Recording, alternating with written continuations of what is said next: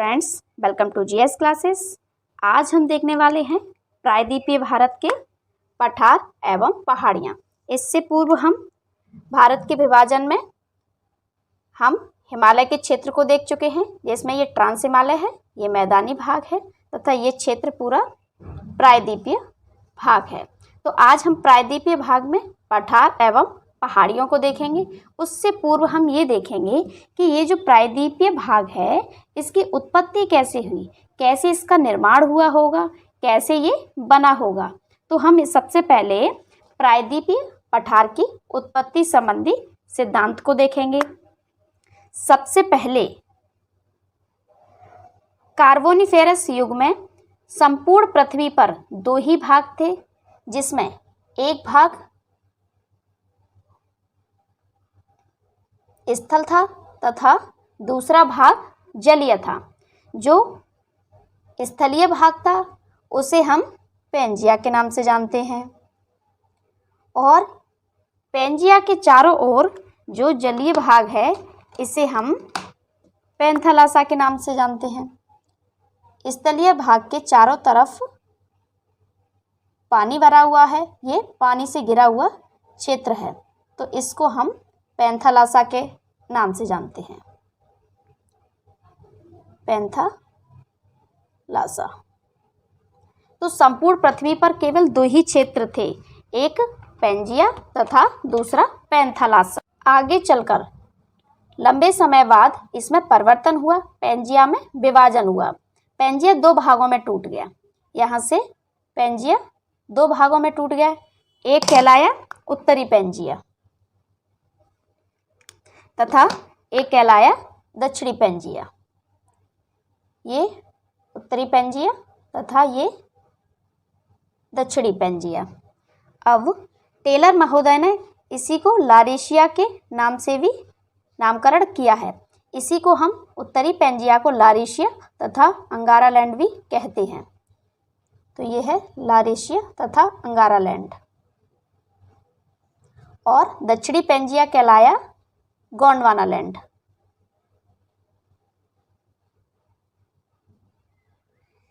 तो संपूर्ण पृथ्वी पर पहले दो ही भाग थे, एक स्थलीय तथा एक जलीय। स्थलीय भाग कहलाया पैंजिया और जलीय भाग कहलाया पैंथालासा। लंबे समय के बाद पैंजिया दो भागों में टूट गया, एक लारेशिया तथा गोंडवाना। इसी को हम अंगारालैंड भी कहते हैं।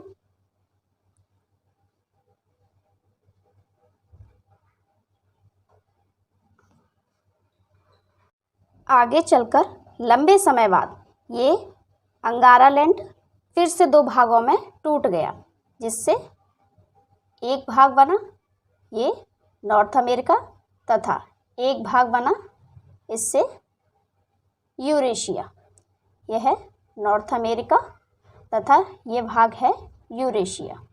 यूरोप प्लस एशिया ये कहलाता है यूरेशिया।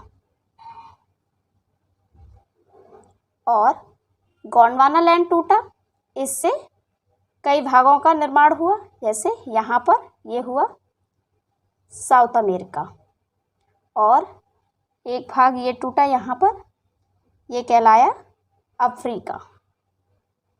यहाँ पर एक भाग अंटार्कटिका और तथा एक यहाँ ऑस्ट्रेलिया। शॉर्ट में लिख लेंगे इसको, अंटार्कटिका। ये है अफ्रीका तथा ये क्षेत्र है ऑस्ट्रेलिया।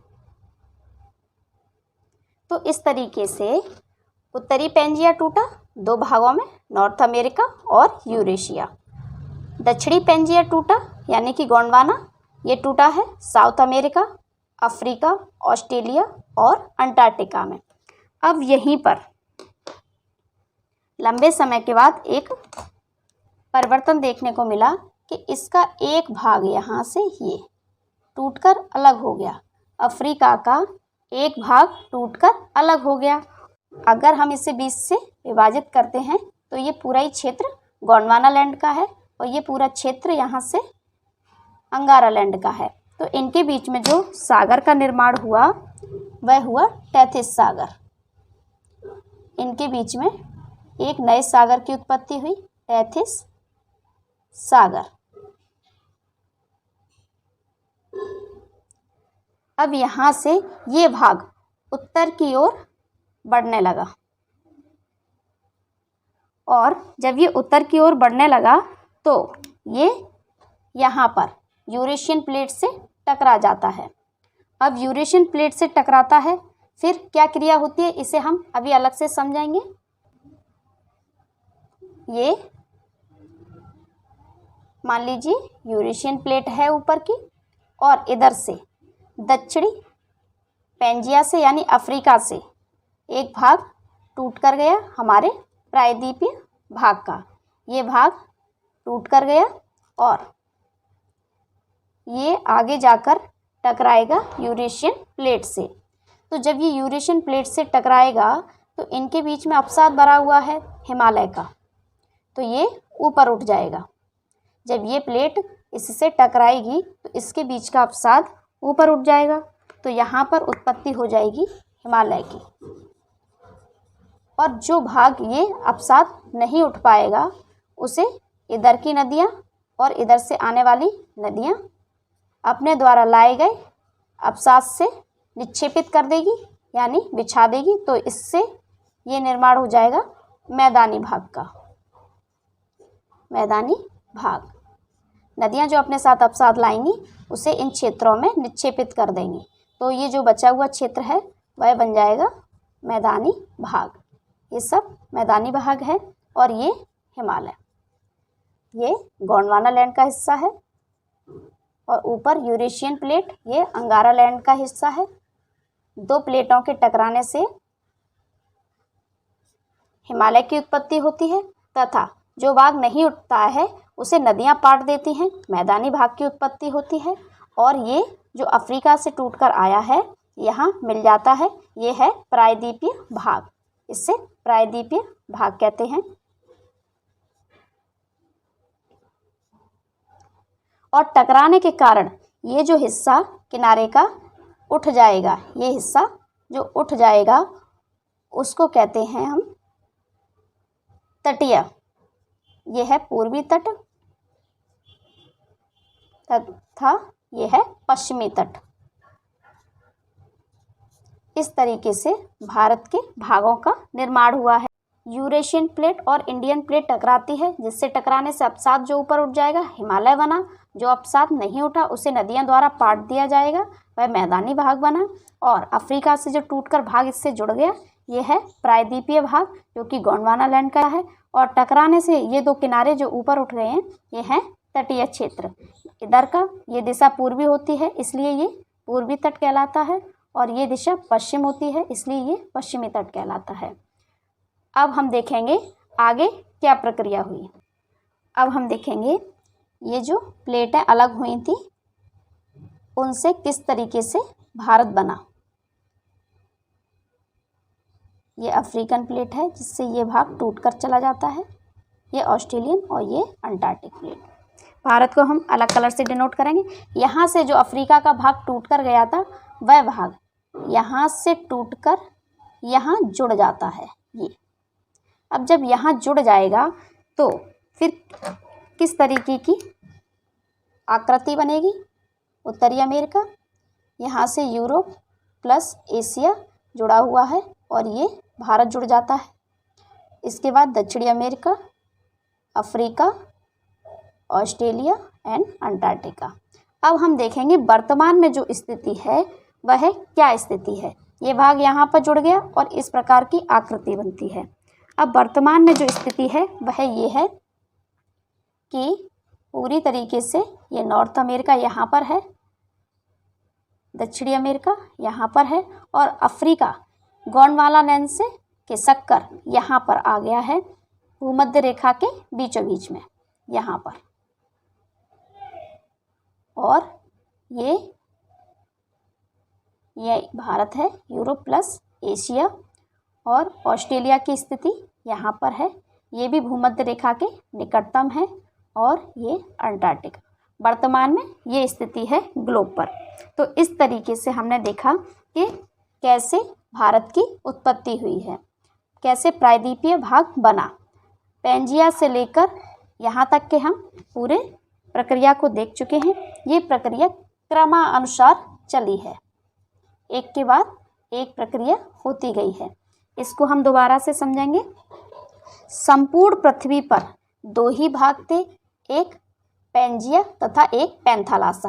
पैंजिया स्थलीय भाग है, जमीनी भाग है, और ये पैंथालासा जलीय भाग है, जल से भरा हुआ क्षेत्र जो पैंजिया के चारों तरफ है। कालांतर के अनुसार पैंजिया दो भागों में टूट गया, जिसे हम अंगारा लैंड या लारेशिया के नाम से जानते हैं। टेलर महोदय ने इसे लारेशिया तथा वैगनर ने इसे लारेशिया कहा था तथा इसे अंगारा लैंड के नाम से भी जाना जाता है। उसके बाद अंगारा लैंड दो भागों में टूट गया, नॉर्थ अमेरिका और यूरेशिया। नीचे चार भागों में टूट गया, Gondwana land, south America, Antarctica, Africa, Australia. उसके बाद अफ्रीका का एक भाग टूटकर उत्तर की ओर गति करता है, जो यूरेशियन प्लेट से टकराता है, जिससे किस किस चीज़ का निर्माण होता है ये हम बता चुके हैं। उसके बाद इस प्रकार की आकृति बन जाती है, नॉर्थ अमेरिका, यूरेशियन प्लेट और south America, Antarctica plate, Africa, Australia. वर्तमान में आज ये स्थिति है। ये नॉर्थ अमेरिका कंटिनेंट है, ये साउथ अमेरिका कंटिनेंट है, ये अंटार्कटिका कंटिनेंट है और ये ऑस्ट्रेलिया कंटिनेंट है, ये अफ्रीका कंटिनेंट है, ये यूरेशिया यानी यूरोप प्लस एशिया कंटिनेंट है। तो इस तरीके से हमारे प्रायद्वीपीय भाग का निर्माण हुआ है। अब हम देखेंगे कि जब भारत बन चुका है, प्रायद्वीपीय भारत का निर्माण किस प्रकार हुआ ये हम देख चुके हैं। अब किस तरीके से ये यहाँ पर हिमालय भाग, ये ट्रांस हिमालय का भाग है, और ये यहाँ पर महान हिमालय, मध्य हिमालय और शिवालिक की श्रेणियों का निर्माण किस प्रकार से हुआ है ये हम देख चुके हैं कि हिमालय जो बलित पर्वत है इसका निर्माण कैसे हुआ था, यहाँ पर इंडियन प्लेट और यूरेशियन प्लेट के टकराने से। उसके बाद जो भाग अवसाद था, जो नहीं उठा, उससे क्या हुआ था, मैदानी भाग का निर्माण। तो यहाँ पर मैदानी भाग का निर्माण नदियों द्वारा हुआ है, ये क्षेत्र मैदानी भाग है। उसके बाद प्रायद्वीपीय भारत ये है, इसकी स्थिति ये है, और इसका निर्माण किस प्रकार हुआ है ये हम बता चुके हैं। इसका विस्तार यहाँ मेघालय तक है। बीच में ये जो मैदानी भाग है ये नदियों द्वारा काट दिया गया है। इसका अध्ययन हम कर चुके हैं और मैदानी भागों का भी अध्ययन कर चुके हैं। अब हम प्रायद्वीपीय भाग में जो पठार और पहाड़ियाँ हैं उनका हम अध्ययन करेंगे, और ये जो क्षेत्र रह गया ये तटीय क्षेत्र का अध्ययन हम आगे की क्लास में करेंगे। तो अब हम देखेंगे प्रायद्वीपीय पठार एवं पहाड़ियाँ।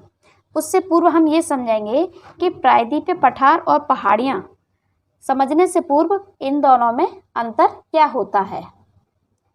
तो पर्वत किसे कहते हैं तथा पठार किसे कहते हैं। पहले ये ऊंचाई के आधार पर मेज़र किए जाते थे कि इतनी ऊंचाई वाले पर्वत हैं तथा इतनी ऊंचाई वाले पठार हैं, परंतु आज के समय में ऊंचाई के आधार पर नहीं किया जाता है, आज आकृति के आधार पर किया जाता है, क्योंकि कुछ ऐसे पर्वत हैं जिनकी ऊंचाई पर्वतों से भी अधिक देखने को मिलती है। जैसे तिब्बत का पठार है, तो हम आकृति के आधार पर देखेंगे जो जिनकी शेप नुकीली होती है, यानी कि पिरामिड शेप कह सकते हैं हम, ये इस तरीके का पिरामिड होता है, पिरामिड शेप होती है, उनको हम पर्वत कहते हैं। और जिनकी शेप टेबल नुमा यानी कि ऊपर से समतल होती है, ये ज़मीन से उठे क्षेत्र तो होते हैं परंतु ऊपर टेबल नुमा यानी समतल होते हैं, नुकीले नहीं होते हैं, इनको हम पठार कहते हैं। तो अब हम देखेंगे प्रायद्वीपीय भारत के क्षेत्र में पड़ने वाले पर्वत तथा पठार। प्रायद्वीप पठार की उत्पत्ति हमारी कंप्लीट हो चुकी है, और अब नेक्स्ट क्लास में हम ये देखेंगे कि प्रायद्वीपीय भाग पर कौन कौन से पठार तथा पहाड़ियाँ हैं, तो आज के लिए फ्रेंड्स इतना ही। अगर आपको हमारी क्लासेस अच्छी लगे तो चैनल को लाइक कीजिए, सब्सक्राइब कीजिए और प्लीज़ फीडबैक ज़रूर दीजिए। धन्यवाद।